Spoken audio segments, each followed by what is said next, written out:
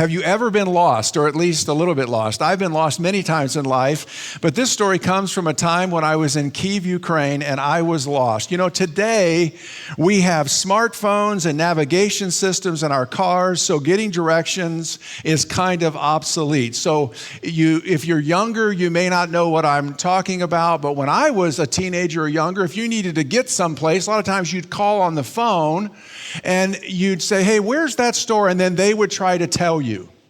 They would try to tell you, and most of the time it was either not the greatest directions or you didn't listen really well, and so you still got lost. And today, things just seem to be so much easier. At least nowadays, our navigation systems are pretty good, right? I remember when they first started coming out, you could end up in the middle of a field somewhere if you follow them. But sometimes we get lost. And so while living in Kyiv, Ukraine, I lost my way more than once. But on one occasion, I learned a lot about how to find my way.